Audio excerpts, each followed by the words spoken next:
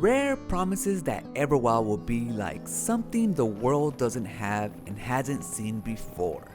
Those are bold words given the thousands of games we played. About a year ago I made a video talking about Rare's next game, Everwild, and how the developers kept giving off the impression that they didn't quite know what the gameplay would end up like. With each new interview they gave, it sounded like it was actually not a focus of the game at that point. Given how games must be worked in collaboration with different departments from pre-production to production and post-production, one would think that gameplay would be worked in from the ground up for a clear picture of how you intend your game to actually play.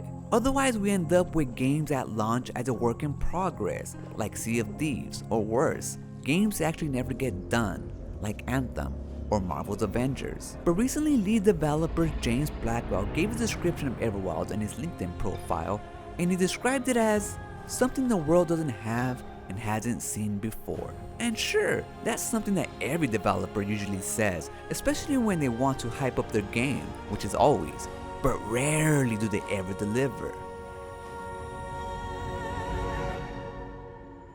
But looking back at Rare and all the games they make, they do have a track record of innovation.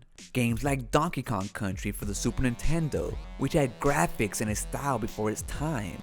Games like GoldenEye for the Nintendo 64, which was a trendsetter, a reason why it's always in conversation when we talk about the greatest shooters of all time.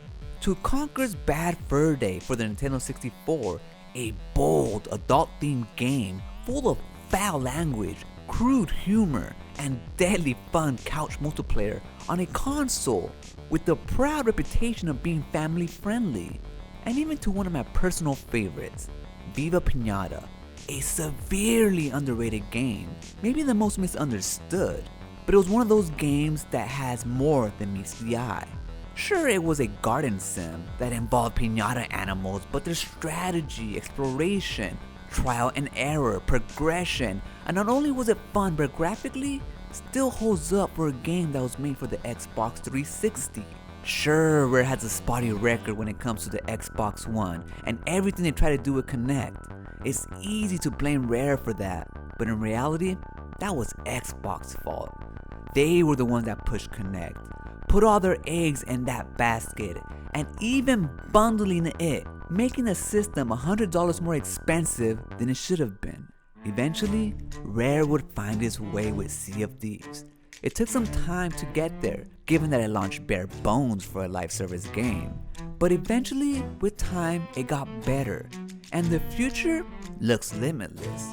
But even at launch, one could see that Sea of Thieves was something special. Graphically, it's stunning to behold. Sometimes you just want to sit there and see the sun go down. Playing a little bit of music sets the tone. The water and the ship physics are probably the best we've seen thus far. Sailing through the storm, trying to escape a bandit pirate ship can be exhilarating and really get the blood pumping. And now, looking at Everwild, given what we know so far, even though admittedly we don't know much, I gotta believe that Rare is back to form and is indeed trying to push the boundary of this video game like the many we've seen before. Graphically, Everwild holds the test of time and will age gracefully, but that's something that we've seen before with Viva Pinata, so it's gonna come down to gameplay. Something we know even less about, and the reason why I made my last video on Everwild in the first place. So yes, we're back to square one, and this video doesn't really add much in terms of information I can give you on the game. So why make it? Hope. I hope I was wrong when I doubted Rare.